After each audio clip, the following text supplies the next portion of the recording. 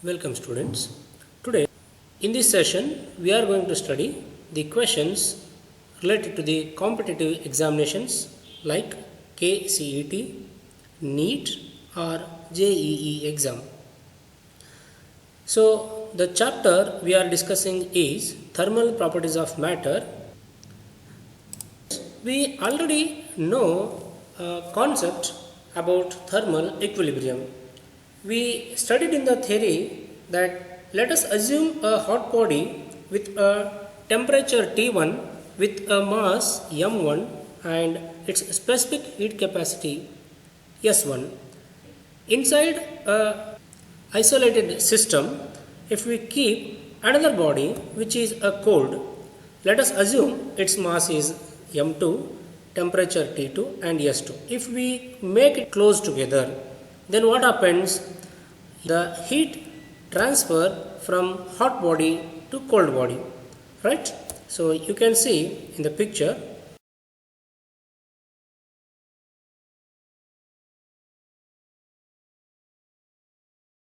the heat slowly is moving now from high temperature to low temperature, and finally the temperatures becomes equal, that is T. Masses are m1, m2, specific heat capacities of those objects S1, S2, but the temperatures are in same. So we can say this is a thermal equilibrium. So these concepts we already know.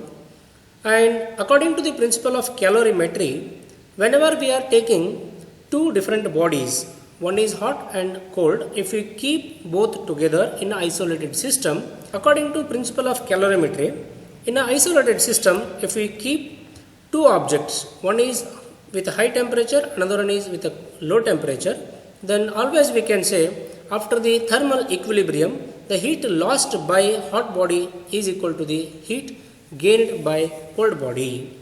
That is, with that we can write with a formula m1 s1 t1 minus t and m2 s2 into bracket of t minus of t2. So here T1 is the initial temperature of the hot body and T2 is the initial temperature of the cold body, but T represents the final temperature of both the bodies after the thermal equilibrium. I hope you understood this point.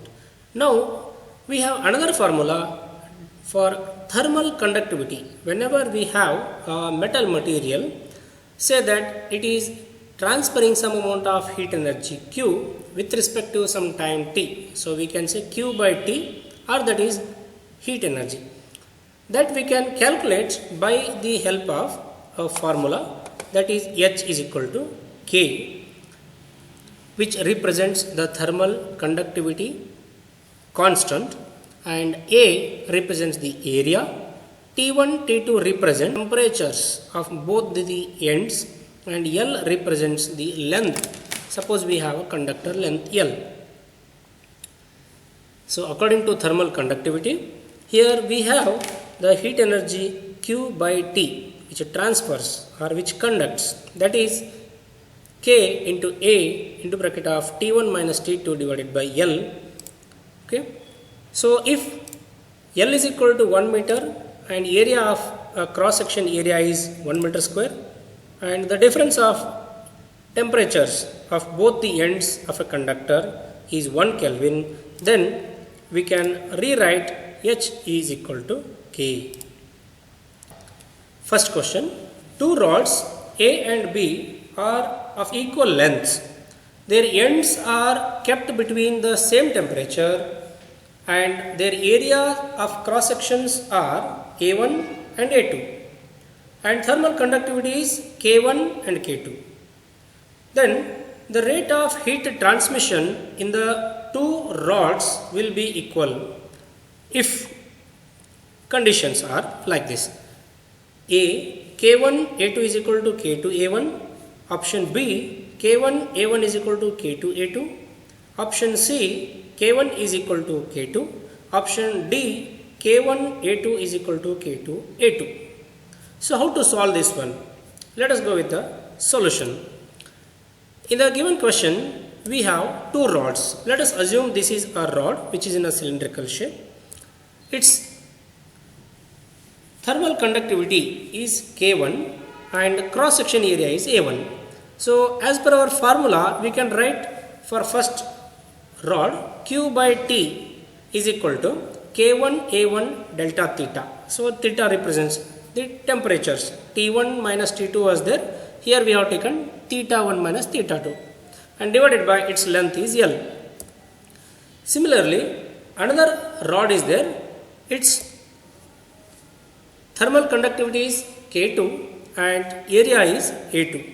Then we can write the same formula for second rod is equal to K2 A2 into bracket of theta 1 minus theta 2 divided by L. So here we can say in the both ends, at this side if theta 1 is there, we assume this side theta 2 is there, and the total length of this is L. Now condition is the heat transfer is same, okay. Therefore we can rewrite Q1 by Q by T of first rod is equal to Q by T for second rod. So using this equation we can rewrite, if I say K1 A1 delta theta by L is equal to K2 A2 delta theta by L. So in that case we can cancel these both the ends temperature because that is maintaining a constant temperature. So we'll come with answers K1 A1 is equal to K2 A2. So the answer for the previous question is B. K1 A1 is equal to K2 A2. I hope you are clear with this question. Students, we will go to the second one. Question 2. In variable state, the rate of flow of heat is controlled by, the options are like this: density of material, specific heat and thermal conductivity, all the above factors. So what is the answer? The rate of flow of heat is controlled. So we have a formula for this. In variable state, Q by T is directly proportional to K and Q by T is inversely proportional to 1 by rho into C. So what are these rho and C? We have rho means the density, C means specific heat. Okay. We can use C here. Now K is the thermal conductivity. If I say Q by T, that is the rate of flow of heat energy, is directly proportional to the thermal conductivity and inversely proportional to the density and specific heat. So this rate of flow of heat depends on these three quantities. Therefore the answer is all the above factors. Question number 3. The thickness of a metallic plate is 0.4 centimeter. The temperature between its two surfaces is 20 degrees Celsius.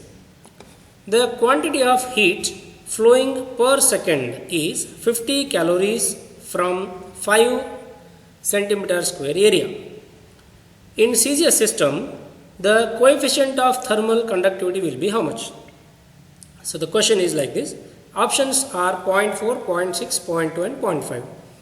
So they have given a clear picture about metallic plate. So assume that here is a metal plate and its thickness is 0.4 centimeter and area is A. 5 centimeter square is there. So let us go to the solution. We already have the thickness 0.4 centimeter and the area is 5 centimeter square and the temperature between its two surfaces is 20 degrees Celsius. So we have a formula to solve this question is rate of flow of heat, that is Q by T, is equal to K A into delta theta divided by L, where delta theta represents the temperature differences theta 1 minus theta 2. So we already have the rate of flow of heat, that is 50 calories. Okay, so we can say Q by T is equal to 50 and thermal conductivity K is as it is because we have to find it, and area is 5 square centimeter. Delta T, delta theta, the change in the temperature is 20 degree, okay, between the both surface. Now the length of the conductor is, that is thickness, gives us 0.4. So we can calculate this one. I hope you can do the calculation, and finally you will get a value k is equal to 0.2. I hope you all got this answer. Please calculate. So the answer for this question is 0.2, option C. We will go to the next question, question number 4. The dimensions of thermal resistance are. So options are A, B, C, D. So these are 4 options. Thermal resistance. So what is thermal resistance? What do you mean by resistance? It is nothing but the opposition for the flow of heat. Okay. So how to find this one? We have a formula. Thermal resistance can be calculated using a formula, that is equal to length divided by thermal conductivity into cross section area A. So we have length measurement, yes, the dimensions of length is L and divided by K, thermal conductivity is there, its thermal conductivity. This has the dimensional quantities mass m, L, T raised to minus 3 per Kelvin, and the area of cross section is L square, it is in the denominator.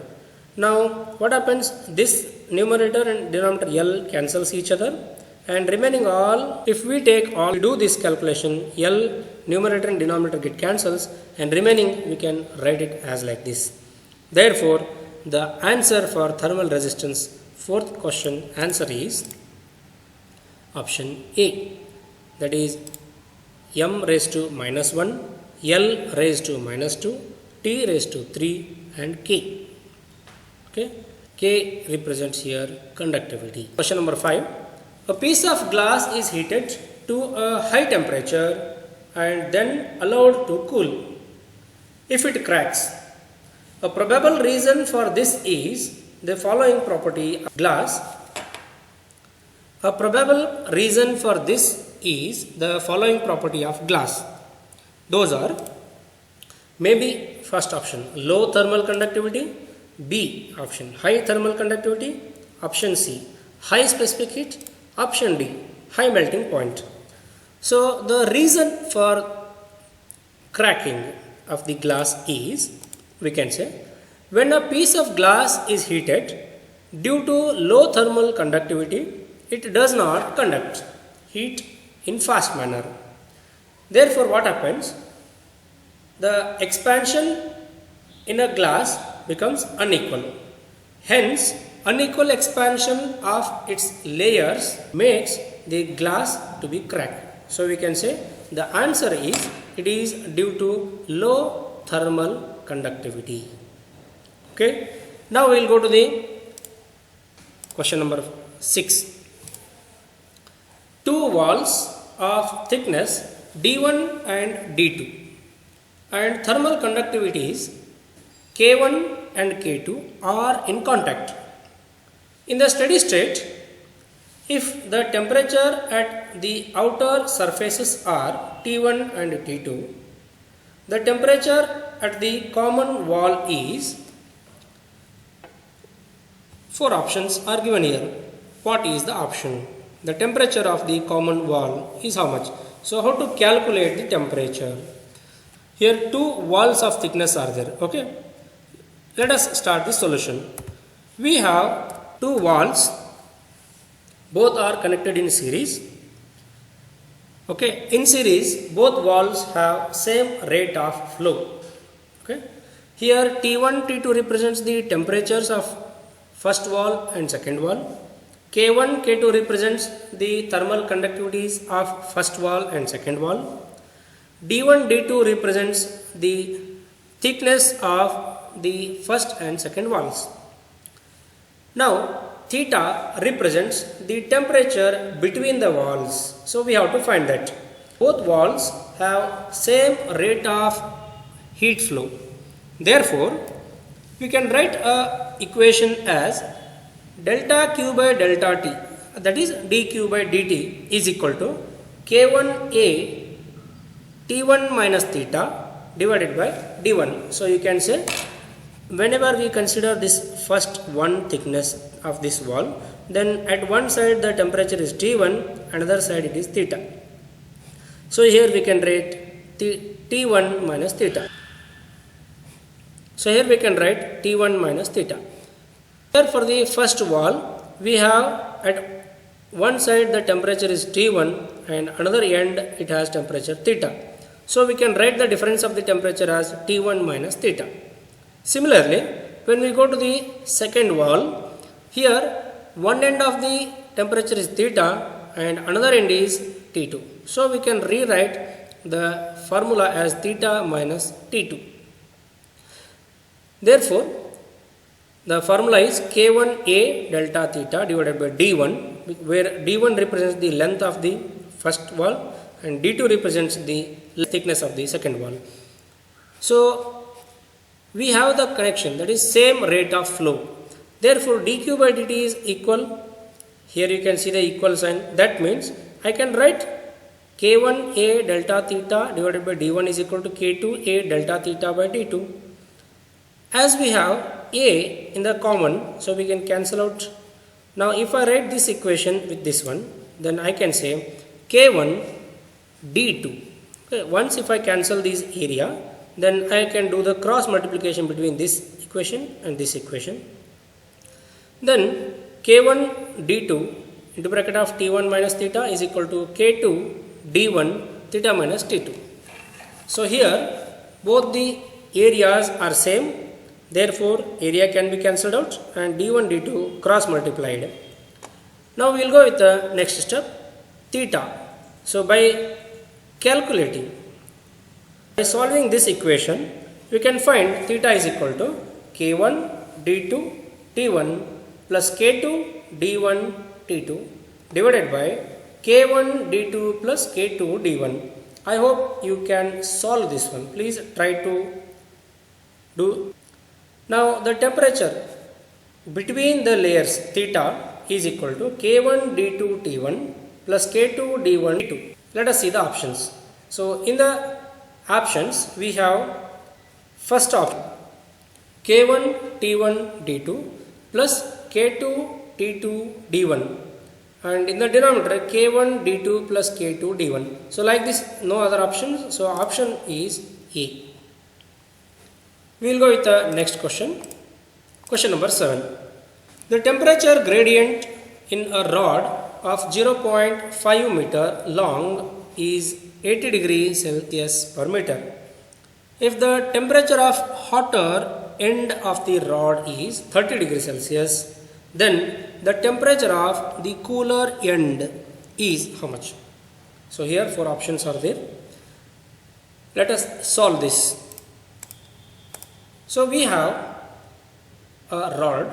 Let us assume its temperature at one end is theta 1 and the temperature of other end is theta 2. Its length is L. Then what happens? We have the rate of flow Q by T, okay, is equal to K A delta theta by L. So already K is constant we have. A cross section area is both same for these both the ends. Therefore directly we can write theta 1 minus theta 2 divided by L, that is equal to 80. And we have at theta first one end it is maintained 30 degree and the length is 0.5 meter. So directly I can write 30 minus theta 2 divided by 0.5 is equal to 80. Now do the cross multiplication. Here 80 into 0.5, that means half of the 80 is 40 degree, 40. So 30 minus theta 2 is equal to 40. In that case, if you do calculate, if we solve this one, we will get theta 2 is equal to minus 10 degrees Celsius. Okay. So the option for this questions are A, B, C, D out of these 4. So the answer for this question is minus 10 degrees Celsius, that is option B. We will go to the next question. In order that heat flows from one part of a solid to another part, then what is required? So what is required? See, four options are there. Uniform density should be there, or density gradient, temperature gradient, or uniform temperature. So in the theory we say heat energy always flows from higher temperature to lower temperature. Hence, temperature difference with respect to the length, that is temperature gradient, is required to flow heat from one part of solid to another part. Therefore, we can say the option is temperature gradient, that is answer C. Question number 9. A wall has two layers A and B made of different materials. The thickness of both the layers is the same. The thermal conductivity of A and B are K1 and Kb. The thermal conductivity of A and B are Ka and Kb, such that the thermal conductivity of A, that is Ka, is equal to 3 times the thermal conductivity of B, that is 3 Kb. The temperature across the wall is 20 degrees Celsius. In thermal equilibrium, which one is the correct option? So, in thermal equilibrium, 4 options are here. So, which one should be the correct one? Now, we will go with the solution. I hope you can see it has 2 layers A and B. Okay. Now, we will see in the answer. In series, the rate of flow of heat is same as we already have. Assume that 2 thick walls A and B are with a thermal conductivity Ka and Kb, and their temperatures are theta 1 and theta 2 respectively. Therefore, we already have a concept, that is rate of flow of heat is same. Therefore, I can rewrite Ka, that is, you can see here, the thermal conductivity of A into the area into change of into the difference of temperatures theta 1 minus theta. So, you can say in between of these two layers the temperature is maintained theta. So, theta is here divided by the length. Length, that means the thickness or the length from one end to another end. Similarly, for second wall we can write the formula K suffix B, Kb, that is the thermal conductivity of B into the cross section area A into the difference of the temperature theta minus theta 2 divided by the length L. Now, as we already have the relation between Ka and Kb, we can use that Ka is nothing but 3 times the Kb, and remaining theta 1 minus theta 2 as it is, but in the both cases the walls have same cross section area and same length. Therefore, here area and length for LHS part and RHS part has been cancelled out. Now, by solving this one, this is 3 times, this is only 1 time. So, we can say Kb and Kb for LHS and RHS cancels each other. Then we have 3 times into bracket of theta 1 minus theta is equal to theta minus theta 2. So, our answer is, so theta 1 minus theta 2 is already given 20 degree, therefore I can say the answer is 5 degree. Next question. In heat transfer, which method is based on gravitation? Natural convection arises due to the difference of density at 2 places and is a consequence of gravity. So we can say in heat transfer, the natural convection is based on gravitation. Question number 11. If a liquid is heated in weightlessness, the heat is transmitted through what? Which process? We already know on the earth, whenever we are heating, it is easy for us to observe. But when we have the weightlessness, we can assume the object is in the space. If we heat it, then on what base the heat is going to transfer or transmit, we can say. We are using a liquid here. In this case, we have the answer. Convection is not possible in weightlessness because we already know the convection needs the gravitation. Okay, but weightlessness indicates that there is no gravity. So, the liquid will be heated through conduction. The answer is option A, conduction. So, we can say a liquid is heated.